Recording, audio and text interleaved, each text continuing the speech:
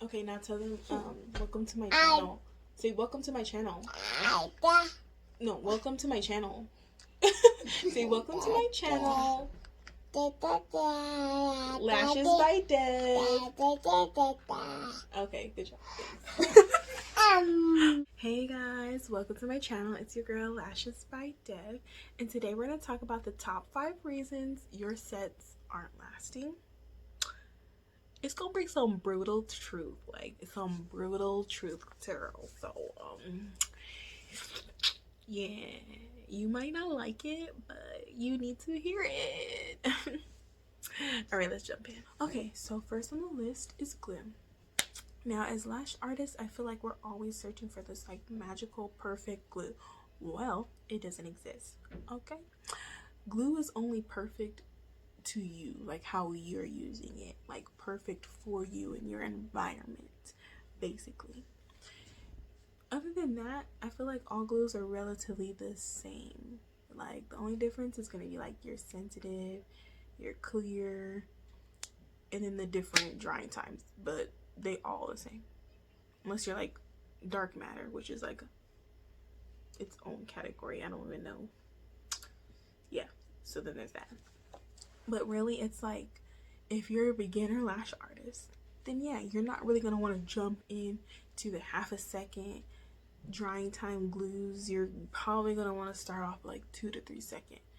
It really depends. I personally started off at 1 to 2 second because I was like, this 1 to 2 second feels like 2 to 3 seconds, and I just didn't want something that slow. So it's really about where you're at and what you want, because then after a while I was like, let me try these half a seconds and see what's happening. But like consistency is a big thing. There's like the thin ones that are like more watery.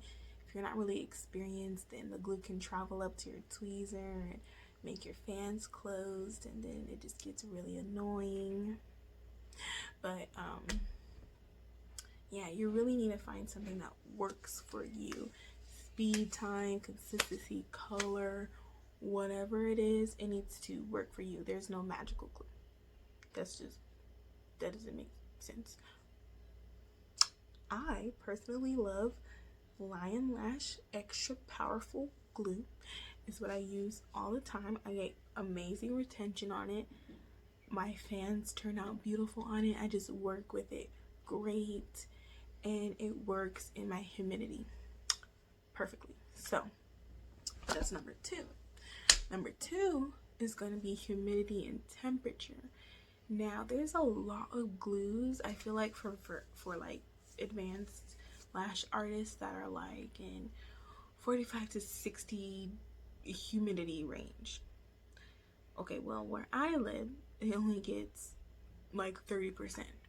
And so to be working my humidifier so strong in my room to get it up to 45 can sometimes be hard. When the temperature is a little hotter, then it works a little bit better, but then a lot of glues want you to be between like 70, 75 temp, So really, it depends on where you're at. If you're in Florida, you probably have great humidity. You probably need a dehumidifier. Versus me, it's dry. It's dry over here. So I need a humidifier to get my humidity up. But with Lyon Lash Glue, they actually work from 30, I think, all the way to like 70% humidity.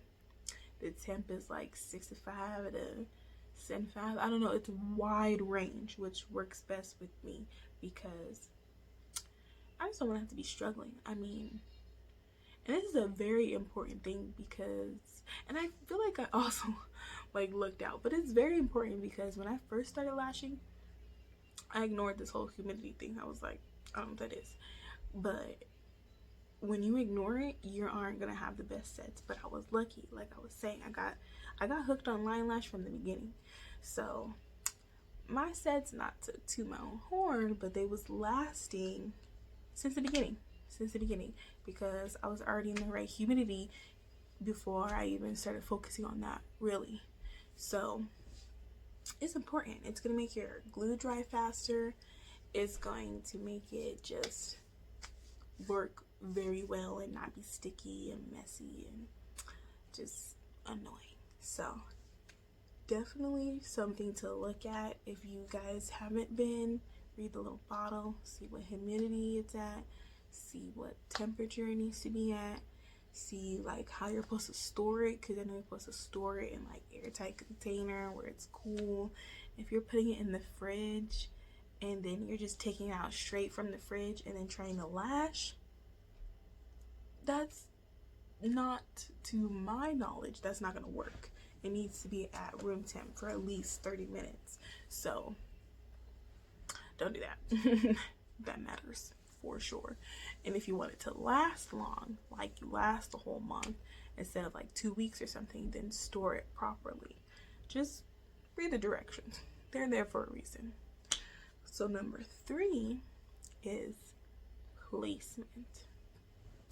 So the thing about placement is it seems like a lot of people like to put lashes on the bottom of the natural lash, and personally I don't get that, because when the lash is growing out, when the natural lash is growing out, it just makes it like heavier and fall flat, like there's more weight on it.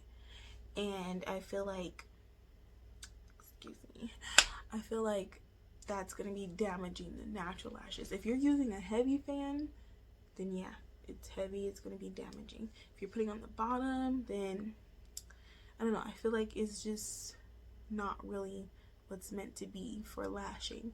I feel like top placement, side placement is your best bet. Side placement when it's like curly and crooked and difficult, because you get those are your best options. And when you place them, when you're doing placement, the thing that goes with placement is the amount of glue you're using, how you're getting it to stick on there. I feel like a lot of lash techs can be afraid to use too much glue, which is reasonable, but in doing that, like, you guys just don't use enough glue and then they just be popping off, and that's irritating, definitely, at least to me as a client. When I'm a client, I'd be like, why are my lashes coming out? This is annoying.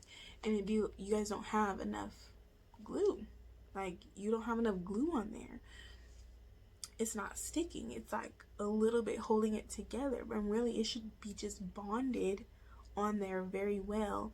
That lash should literally never come off until the natural lash falls from the eye. It doesn't just pop off over time. Like, over time it'll just kind of like shed by itself. It should, the fake lash needs to shed with the natural lash. That's how you know you have the greatest retention. So make sure you're paying attention to if you're using enough glue and how you're placing it, because at the end of the day, the most important thing is that we also don't want to be damaging the natural lashes. So definitely, pay attention to that. And I would say the 4th thing on my list is client education. I personally am so tired of telling a client, like, okay, so I'm done with your set now, and do you have lash shampoo? And I'm like, oh no. I'm like, okay, well, I have some here. You want to get this lash shampoo because you're going to want to wash your lashes every day. And then they'd be like, every day? Yes, every day with the brush, you wash them. Maybe even twice a day if you're oily. Every day, like with water, like on my lashes. Like, yes, girl, how you wash your face is how you wash your lashes. How you wash your body, hopefully every day, is how you wash your lashes. And they're like, I could get these wet. And it's not like their first time clients. No. It's not like their first time getting their lashes done. No. It's not like they was getting clusters for a long time at thou shalt not be named places. No, these are people who like have lash extensions before from previous lash techs and be like, she never told me I was supposed to lash in every day. And then that's why your lashes aren't lasting, because once all that oil buildup gets on there, then it just takes off the lash extension prematurely. So if you're not telling your clients this, how are they supposed to know this? That's why you need to offer lash shampoo. Just offer it, and offer it the right way, because if y'all is making lash shampoo from baby shampoo, I'm not your friend. I'm not your fan. Don't talk to me. No. The best thing you could do is get like Pro Long Lash, get their concentrate bottles, follow the directions, pre-mix your shampoos, sell it from anywhere from like $10 to $15 depending on the size. That's how it is on Amazon. That's what we should be able to do. You can buy wholesale, the already mixed, already done from like Lashbox LA. Love them. Shout out to them. Review coming soon. But anyways, like, offer it there. Offer aftercare instructions. Offer them the spoolie, the brush. Show them like, hey, I do this. And let them know every day. Every day you should be washing them. If you do not know that as a lash tech, you should not be a lash tech. I'll leave it there. But fifth on my list, it might hurt some people's feelings, but it needs to be said, is what I like to call lash percentage. Now, when we are lashing, we should be lashing at least 80% of the natural lashes. Keep in mind, a person has like 100 lashes on each eye. So that means you should at least be making like 80 fans. And really, a lot of y'all be making like 20 fans, 20 wide, big fans with them 0.03s, and then they open their eye and they're like, oh my god, it's so full. But right when a fan falls, you see this little gap I have? Right when a fan falls, it only like that. And your client gonna be like, there's a gap there. All my inner corners are gone. We want them to come back with 40% lashes, or at least that's what I do. That's what I've been told. For a fill, you need to have at least 40%. But then when they walk out after the appointment, you've only lashed 50%. Their fill is in 2 weeks. How do you expect them to come back with 40%? You gave them 20 lashes. They were supposed to have 80. Then you said when your fill comes, you better have the same 20. Like, no. Stop making big white fans to hide the fact that you didn't lash all their lashes and you was trying to get done in an hour and be like, I'm the fastest lash tech ever. No, boo-boo. No. You will not keep your clients that way. I will snitch on you. Just don't do it. Because if that client turned around and said, you didn't lash on my lashes, like, what would you do? What would you gonna say? Like, oh, I didn't need to because it was a wispy set. Like, okay, because I would be the worst client, because I'd be like, girl, you only lashed 50% of my lashes. So guess what? I'm only paying you 50% of this new set price. How about that? If I turned around and did that, you would be mad. So personally, I like to call myself the 100% lashed queen. Like, I be proud when I get every damn lash in a person's set, because it's important that when they come back, I don't have to do another new set because I was lazy the first time. And that's just the real. I will leave it there. So,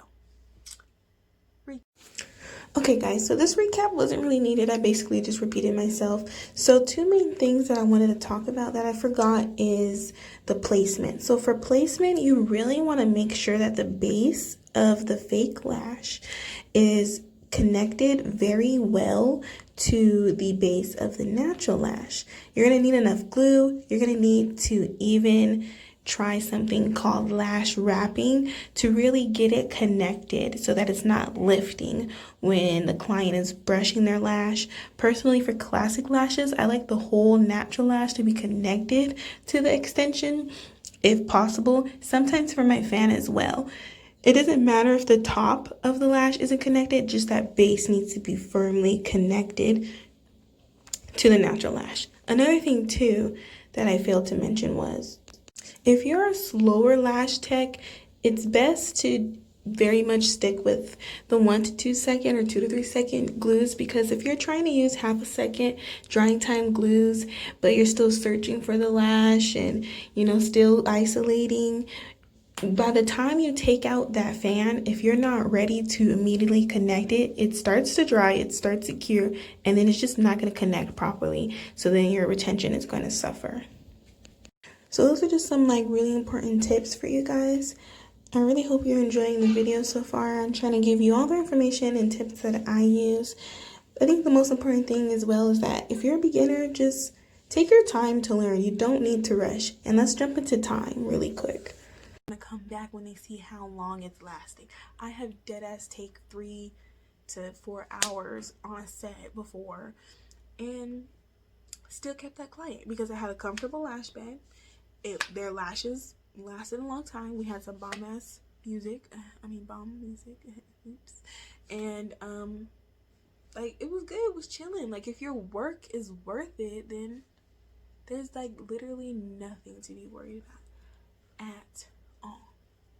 So thank you guys for listening. I appreciate it. If you liked my video, you want to see more, subscribe, like, comment, let me know how I'm doing. Let me know what you guys want to see. I have a lot in my head that I feel like is important for our community. We need to be helping each other, building each other up. So hit that like, hit that subscribe. Or if you don't if you think I was talking too much smack, hit that don't like. Who cares? I'm still gonna live my best life. So but thank you guys.